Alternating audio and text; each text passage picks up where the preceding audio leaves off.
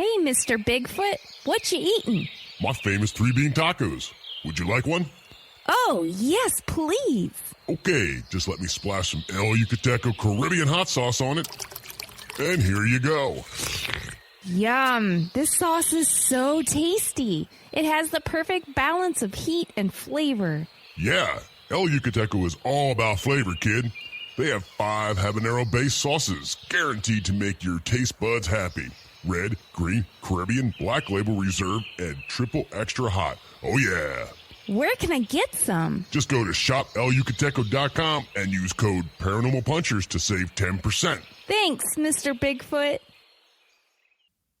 Paranormal Punchers is part of the Podbelly Network. Go to podbelly.com for more great podcasts. Hey y'all, this is Frank the Bigfoot, and you're listening to the Paranormal Punchers.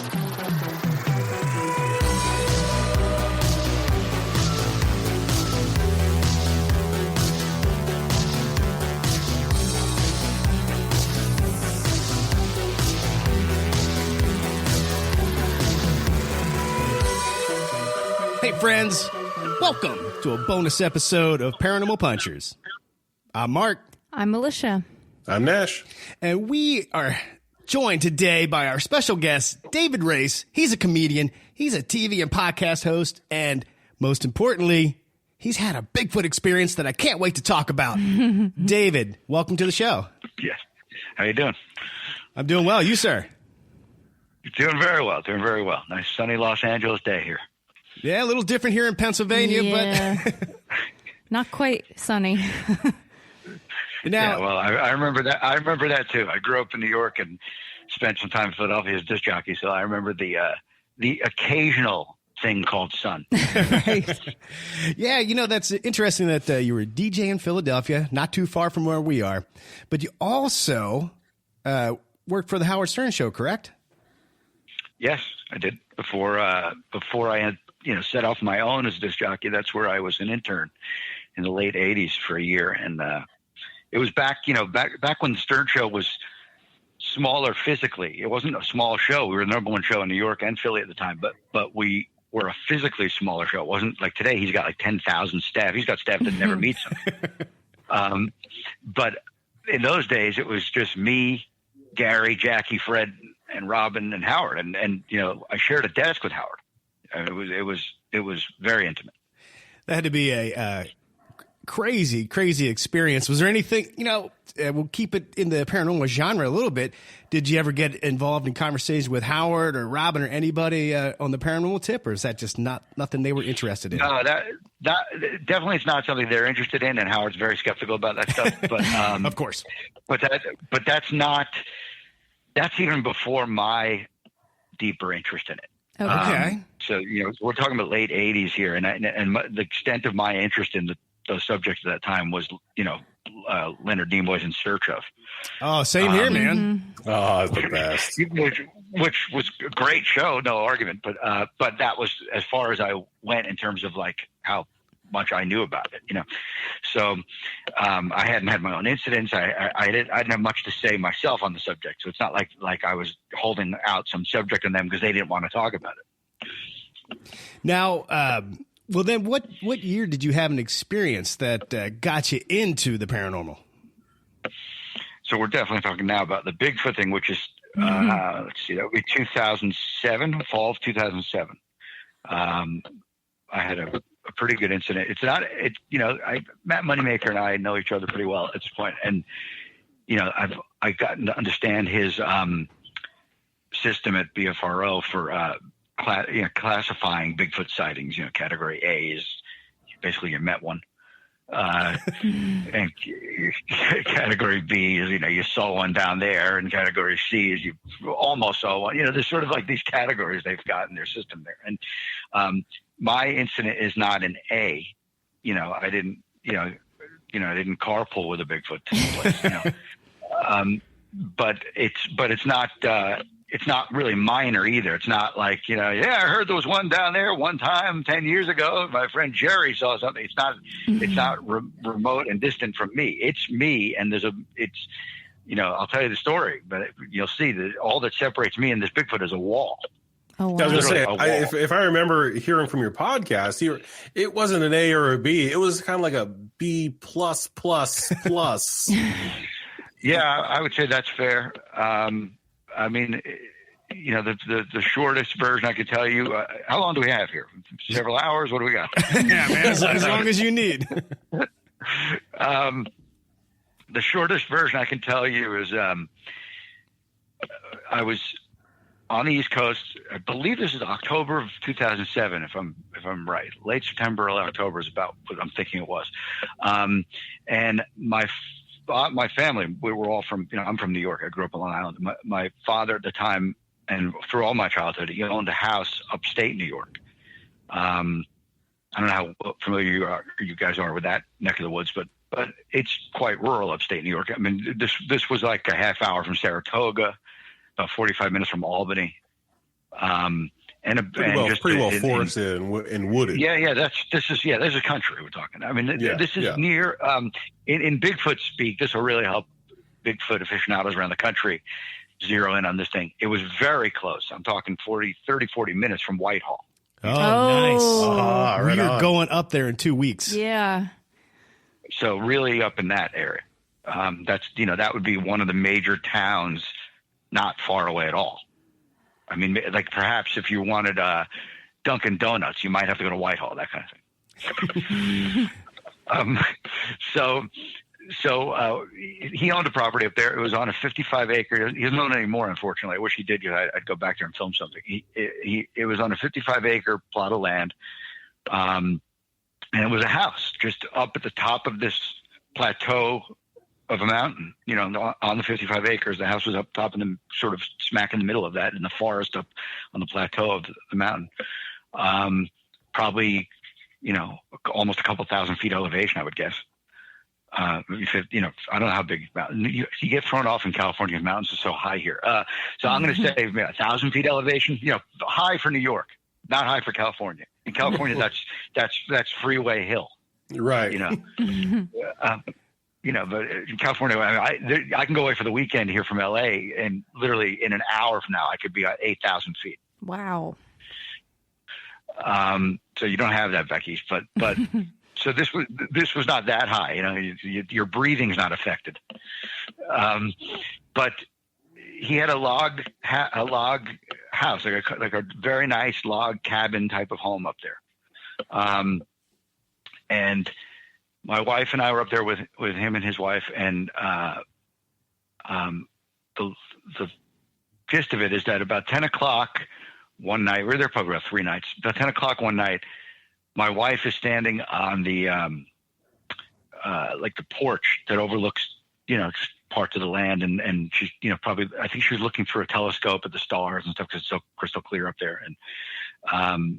And I'm just kind of watching her from the living room. I'm maybe reading a book or something, and watching her from the living room, and I could see that she's just sort of acting a little skittish, and she's not really like that. I could see she's sort of like looking through the telescope, but then pulling her head away and kind of looking left and looking right. Like, what was that? Like that sort of, like she heard something kind of reactions. And the window's shut, but I'm just kind of watching this silent movie go on through the window, and I'm thinking, that's strange. She's acting a little weird. And then she goes back to looking through the telescope, and then kind of jerks her head up again, looking around. It's all looking kind of strange for her behavior. So finally, I slide up the window, or she comes back in and tells me something weird. I just feel like I'm being watched or something. Which, now again, this predates my deeper Bigfoot knowledge. So I don't immediately tune into things like that like I would today. If that were today, and I was there with your wife, that's what? Hold on here. Yeah, I slipped a joke right in there. That was nice. I like that. That was good. Slid it right in. That's what us professional communians can do. That. That's right. You must be a professional. That's pretty good. You got to watch carefully. So, if that were today, and I was standing there, and someone came in and said something like that to me, like I feel like I'm being watched, that would ring up in my Bigfoot head as, wait a minute, that's Bigfoot stuff. Like, something's watching you. I understand the things that can mean. But in 2007, predating my deeper understanding of that phenomena, I knew what Bigfoot is, obviously, and I had an interest in the topic, but I didn't have a real understanding of things to the point where that kind of language would mean anything to me. So I just kind of thought, well, that's weird. I'll come in now. It's spooky out there. That's just my general point of view probably at that point. So she comes in, shuts the door. So that's 10, 11 o'clock at night. Okay. Now fast forward to hours later, we're sound asleep in the guest room. Now we're talking 3 o'clock in the morning, whatever, real late. And remember, this house on this mountain is deep in the woods, way up a private road, a fenced off, locked up private road. We don't have neighbors on this property. Okay. The neighbors are, pine trees and that's it. My father had a lot of syrup tapping going on. Like it was that kind of property where they would tap for syrup. Mm-hmm. And so this was not, no one else could be up there. I don't want you even for a second, not one person listening to the sound of my voice in your audience right now should be thinking, wait a minute, that was probably just that guy in the flannel shirt. No, it wasn't.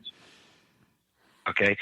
At 3 o'clock in the morning, in the dark of the night, in the dark of the woods, crickets is all you hear. Something pounded on the wall next to our heads in that bedroom at about a 10, 11 foot height. I'm talking pounded on the wall like a freight train, just like Amtrak just ran a line through the woods that crashed into the wall of this house. Wow. Holy moly. That was a little startling at 3 o'clock in the morning, I would imagine. Yeah. Okay. And again, pretend that were today.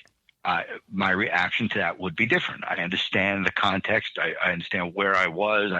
I'd know things like the Whitehall incident, and I would immediately think, "Oh my God, I know what that is." But in 2007, not nearly as aware of that stuff. Didn't even know what the Whitehall incident was. Definitely didn't understand things like Bigfoot's pound on the wall. That's a common occurrence. None of those things would be things I'd know. So, from the startled, awake state that you're suddenly in when something pounds on the wall at 3 o'clock in the morning, and it was like boom, boom, that kind of thing. When you suddenly wake up from that, for whatever reason, and someone listening to this is going to think, how did he not do this? But you have to think about being totally naive to the topic of Bigfoot. Suspend your knowledge of Bigfoot and understand that you're not thinking like that at all. You're just a guy who just got woken up suddenly from the deepest levels of sleep. I jumped up in the bed, and so did my wife. And, in that absolute, sleepwalking almost type of state, we looked at each other and went, what the hell? And just laid our heads back down. Okay. And that's it. Didn't get up, didn't peek out the window, didn't spring into action. That's all stuff I would have done today, not then. Okay. So we put our heads back down. Now, fast forward to the next morning. And I think I walked outside and kind of just looked around, below the window there where it would be, just got a sense of how high is this window, because the pounding was right next to the window where our heads were.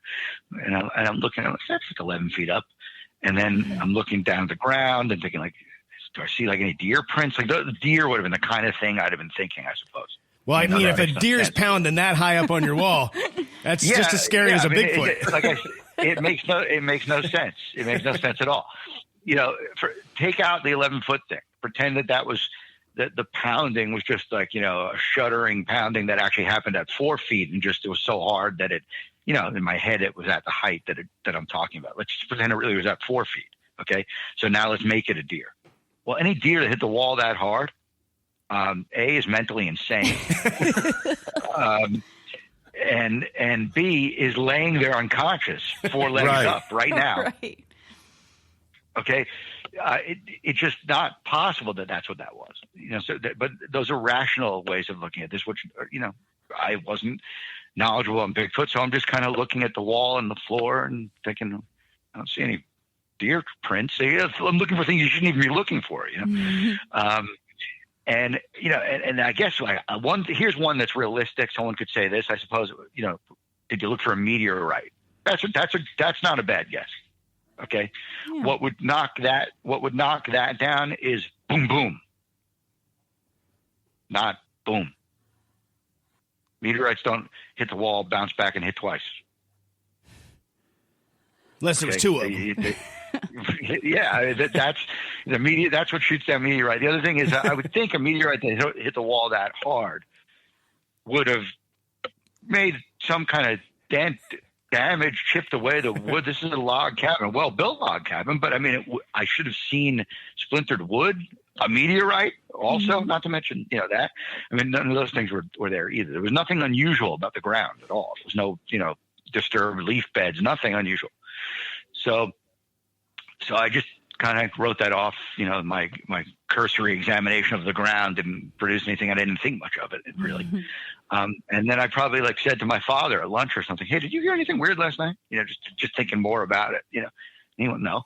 Now he's on the other side of the house, so it's not unusual that he didn't hear it. They were literally they're the exact opposite, other end of the hallway. Other side, literally facing the other side. Now, I was facing the tree line close by, and they're facing sort of the wider plot of land, more near where my wife was looking up at the from the porch telescope thing. They're facing that area.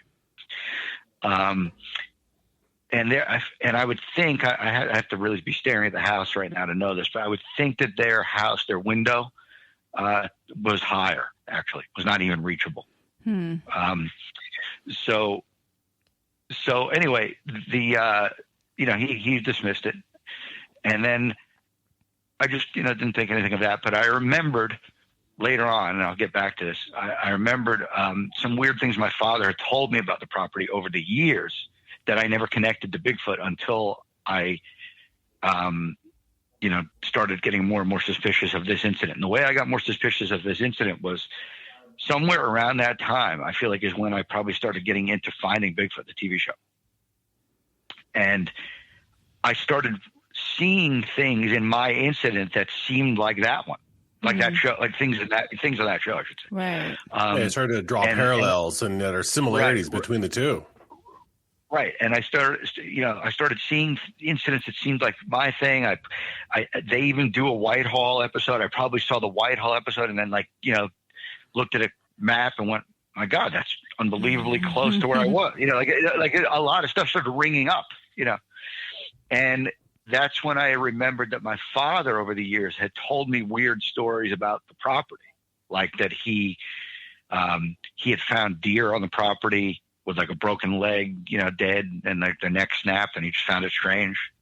Yikes. He didn't know what the hell, and he didn't he had no context for that. He doesn't know anything about Bigfoot, and he just his reaction to that was just, some bear. We have some bears on the property. I just remember him telling me stuff like that, and me at the time thinking that's weird, but I didn't know anything about Bigfoot. I didn't think Bigfoot stuff. I just thought that's weird.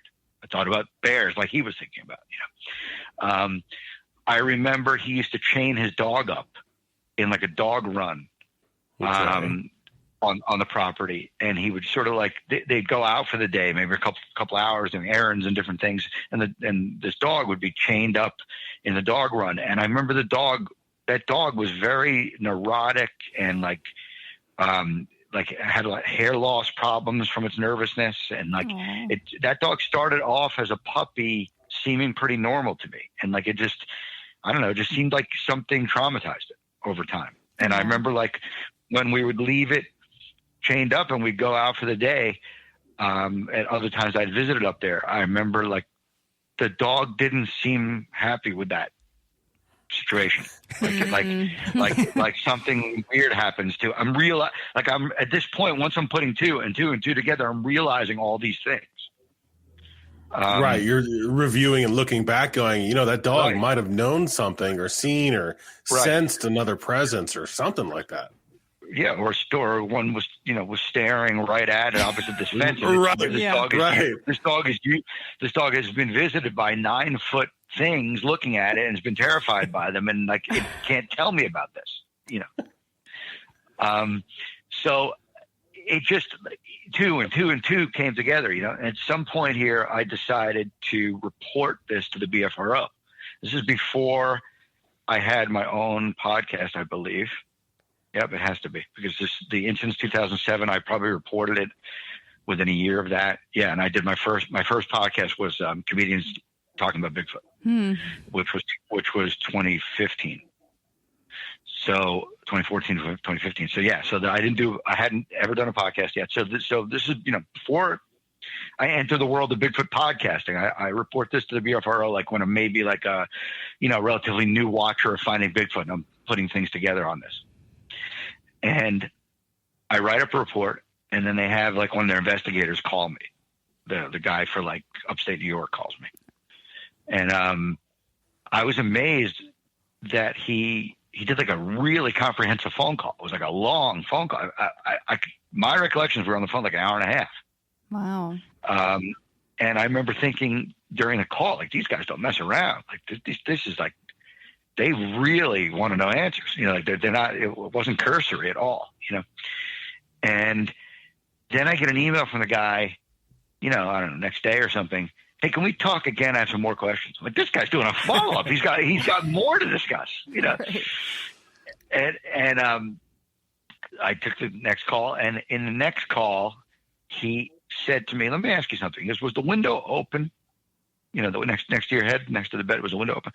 I said, it was raised a couple inches, with a screen, a screen, like it was screened in, but open to the screen a few inches because a nice cool breeze came in upstate, And he says, let me ask you something. He goes, I hate to, be asking something so personal. He goes, but do you recall if your wife was menstruating? Oh, okay. And at that point, I hung up and called the police. No.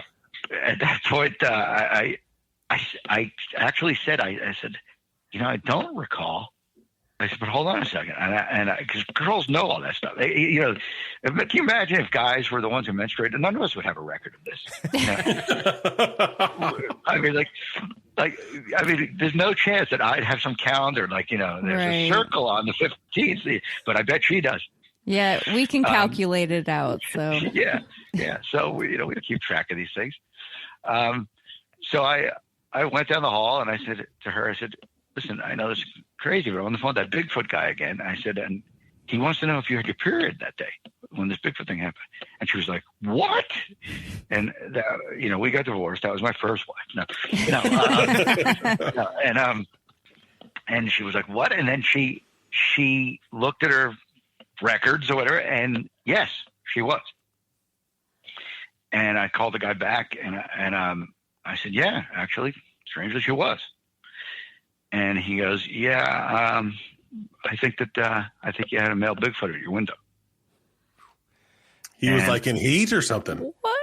I was thinking in the back of my head in the story, like, I wonder if he was stalking your wife. Oh my God. And I told her that, and her hair is still standing. And no, I told her that, and she was, disgusted and shocked. But like all women, probably somewhere in the back of her mind turned on a little bit.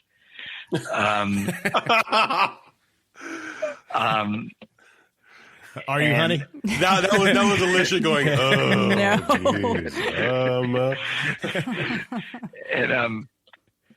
And I reported it to the guy, and he chalked it up as like, the last of his questions, paired together with his earlier call yesterday.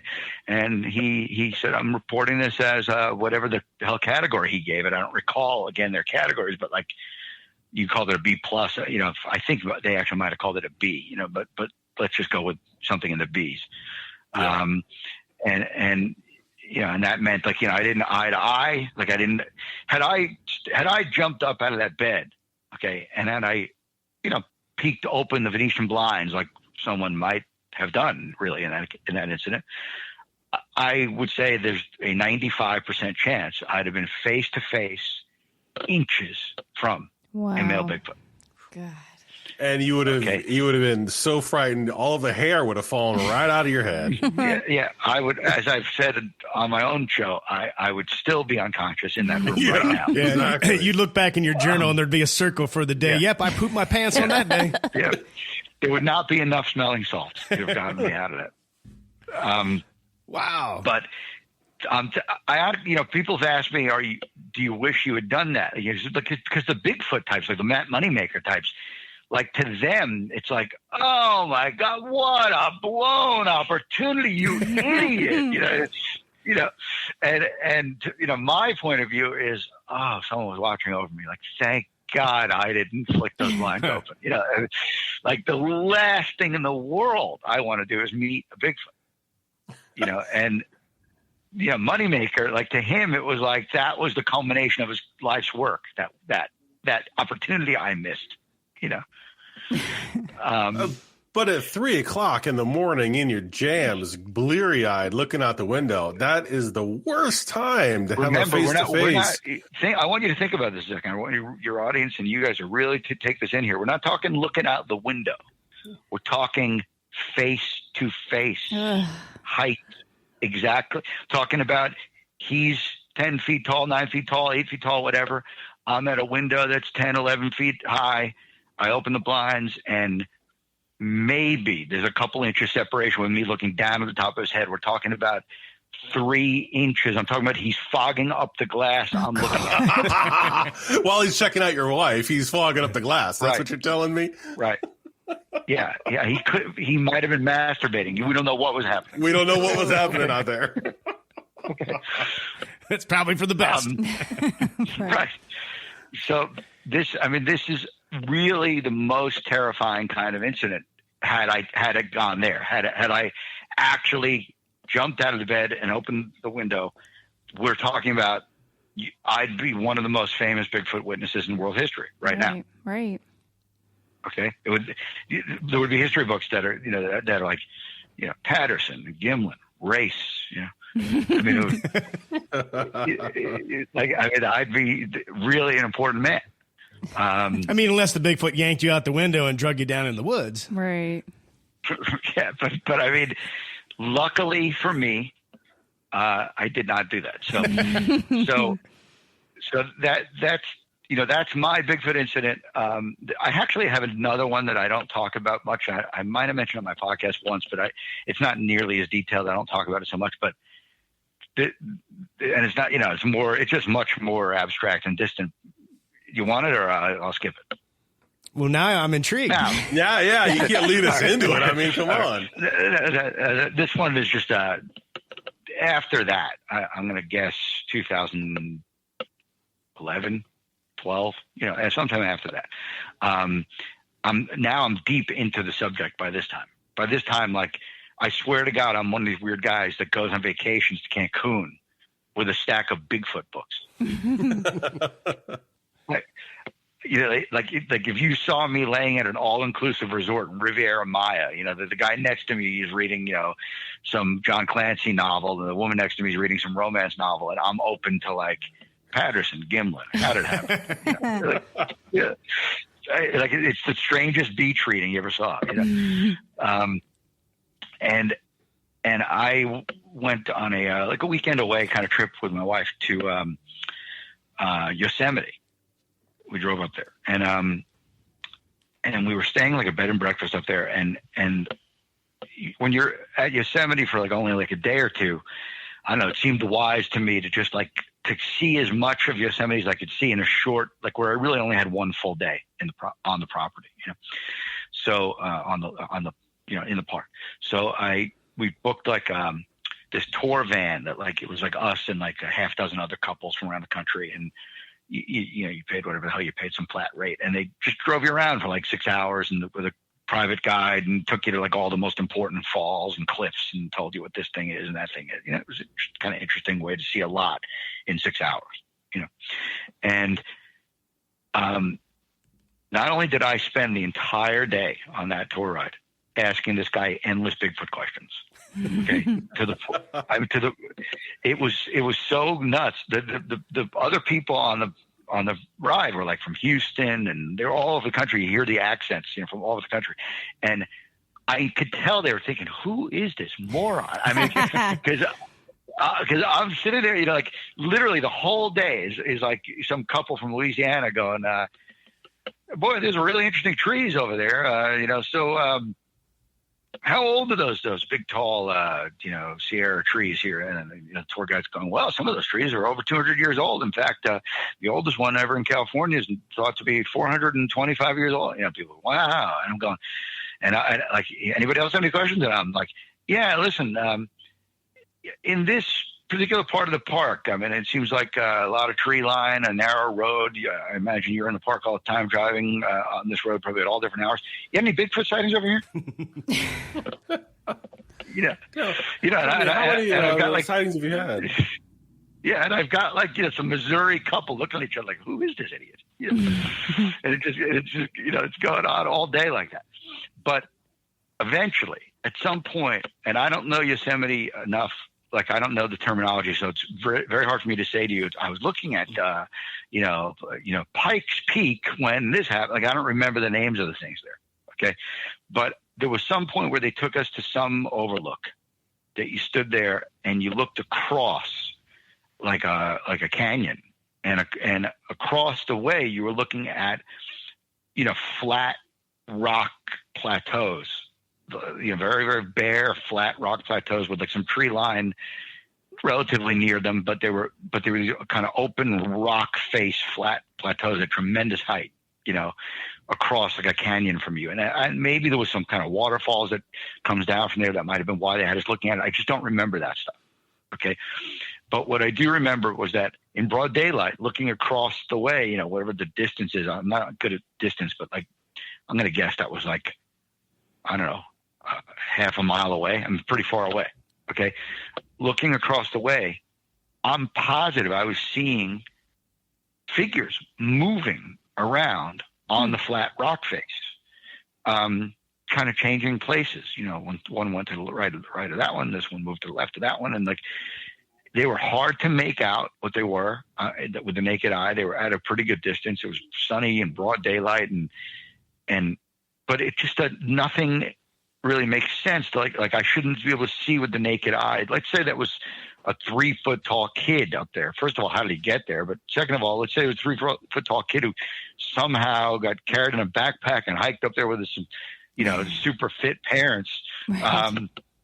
I mean, I don't know that I could see a 3 foot kid with my naked eye at that distance, with the sun glinting off the rocks, him moving, across or by his 4 foot tall brother. I don't think I could make that out like that.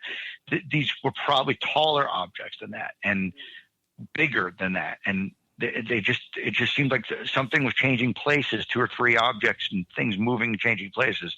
And it's suspicious to me as to what I was seeing at that height. I'm not even sure humans can so easily get up to that space. So what you're telling me is that, it couldn't have been people, but definitely maybe an entire family of Bigfoot who are watching the people going by. They were the tourists watching you guys going by. Maybe catching a little sunbathing out there, tanning up, enjoying the time, enjoying the park. Yeah. Yeah. And I don't remember if I said much about it to anyone. I know this, it seems, there's some skeptic listening to your show who's going, this is very convenient. This guy never happened to say something to anyone at the right moment. He just happens to not jump up and look out the Venetian blind. To him, I say, shut the fuck up. I didn't look out the Venetian blinds. That's true. There was still a Bigfoot out that window because you have no explanation for what else it was. So there. And regarding the and when I by you, I mean him. I'm talking to your listener, to that guy. Right.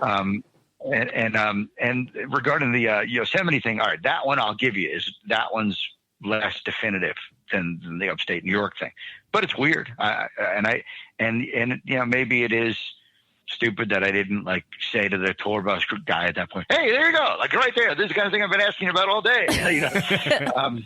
But I don't I really don't even recall if that was maybe the first stop of the day, and I hadn't even gotten into my Bigfoot questions yet, or I don't, I'm one of those people that sometimes I'm in situations that when they unfold on me in a spontaneous manner, I'm not always the quickest thinker on what to say exactly in that moment. I know this sounds weird for a comedian to say. I'm good at that on stage. But like in real life, if, you know, I were in Baskin Robbins ice cream place and some really weird thing was said to me just now, a totally unexpected, crazy, off the wall, you know, person, you know, ran up to me, yelled, da da da da, whatever the hell he did. Like, I might not be the best guy with the immediate comeback. Like in real life, that could catch me off guard to the point where I might be like the guy who later on at home goes like, could have done this, and then I should have said that, and then, you know, sort of like that George Costanza thing that he does all the time. You know, I was just thinking, yeah, the jerk store's running out of you. Right, exactly. Okay, so you know, this is sort of one of those things. This Yosemite story. I didn't quite, you know, I wasn't that quick on the uptake on what to say or do about this one. Yeah, I mean, you got to wonder if anyone would, you know, when you see something you can't explain, you just kind of keep staring, keep thinking, like, what is that? And then the more you obsess on it, you're like, holy crap, probably should have said something. Right. So, I mean, it's just one I put in the docket of, all right, I think I saw something that day. That, you know, to me, that one is good, but it's not as definitive as the upstate New York one. The upstate New York one, there's nothing else someone could sell me that this was. Right. Now, Bigfoot and this obsession has led you to do a podcast where you talk to other people about the paranormal, whether it's celebrities. You even had Matt Moneymaker on. Matt. You know, Matt was on one of the first couple episodes. Actually, I think he was on episode 3. And at the time, I was like, "This is Matt Moneymaker," and since then he's been completely usurped by bigger and bigger celebrities. Well, Matt, you can come on our show. Yeah. Yeah. But yes, and he was on. He was a cool guest, and you know, I've talked to him now in real life quite a bit, and he's an interesting guy. In fact, this to show you how like off track I am from a regular person in terms of interest in Bigfoot. After Matt was on my show, we were talking in real life on the phone one day, and he invited me because he lives down in like Orange County, the San Diego, Orange County area, and I'm in LA. And he invited me to get in the car. I think he wanted me to come like in a couple days. It was like, say we were talking on a Wednesday. He met like, you know, Friday, like in a couple days. He wanted me to get in the car, come down, meet him at his house, and drive with him to a special Bigfoot spot he's got down Southern California near San Diego somewhere. I don't know where. He's got some spot that he has lots of Bigfoot incidents that is like a private spot that he goes to. And he goes by himself. And he wanted me to go with him. He's like, we'll sit in the car, you know, all Friday night. Because I'm guaranteeing you're going to see something. Guaranteeing you're going to hear something. Mm-hmm. He goes, I never miss it. This place, you know. And he goes, you got to come with me. It's the coolest place. And I immediately changed my phone number. Say, I mean, no, I did not go. I don't want any part of that.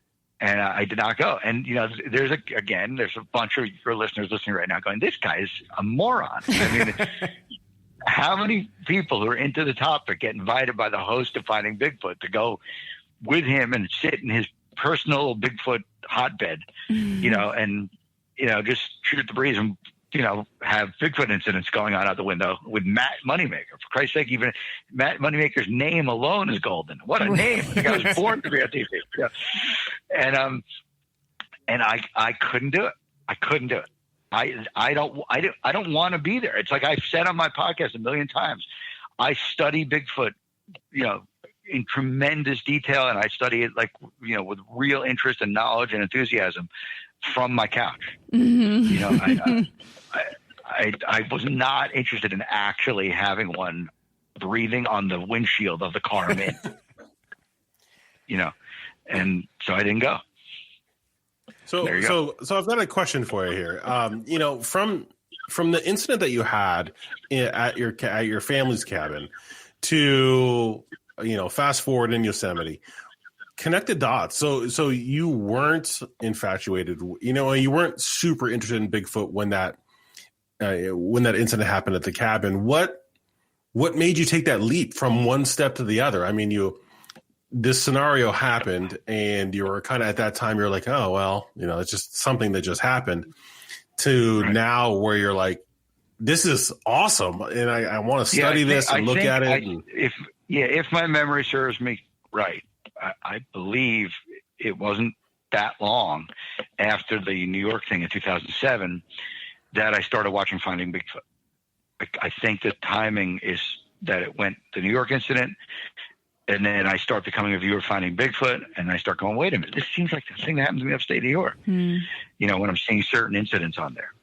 And then I'm, you know, in the same period, you know, they do an episode about the Whitehall incident, or maybe Monster Quest. It could have been Monster Quest or the Whitehall incident. So when I'm watching, you know, say the Monster Quest Whitehall episode, that sounds more like it. I think they're the ones that did Whitehall.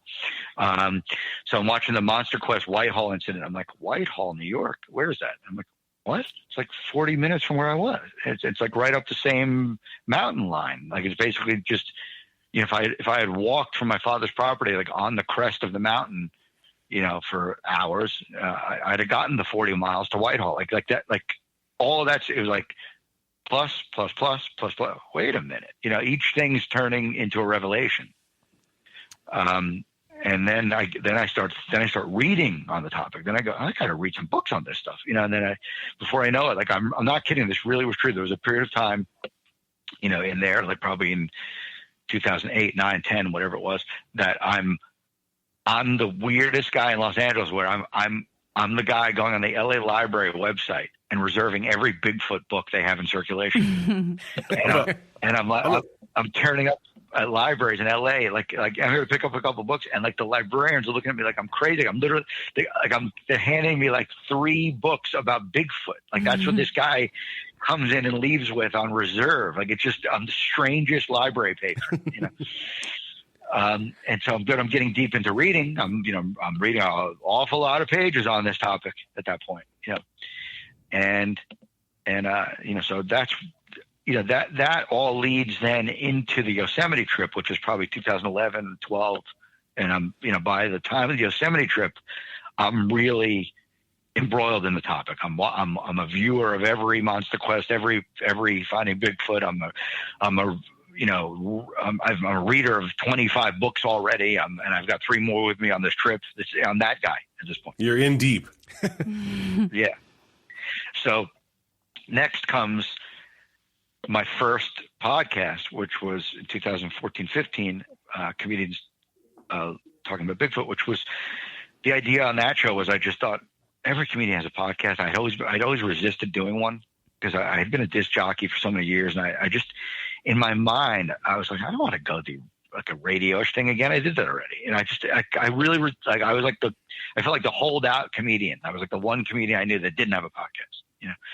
And then I you know, I think at home just one day, jerking around, I just came up with this idea. Like it just kind of hit me spontaneously. Like, wait a minute, like, what if I create a podcast that's around a construct? That's not just the David Ray's podcast. It's not just another comedian with his friends and a podcast. Like, what if I hang a frame around it? Like, you know, comedians discussing Bigfoot is what that would be, you know. And you know, because I'm really knowledgeable and passionate about it at this point, and the comedians won't know anything about it, and I'll get like, you know, a Bigfoot expert on each episode, and like it'll just be an interesting dynamic. Like I had this whole idea kind of came to me like in a, you know, like a miraculous, you know, it's all right there in front of me. Here you go, you guys. It's just been, the house has been built right before you, you know.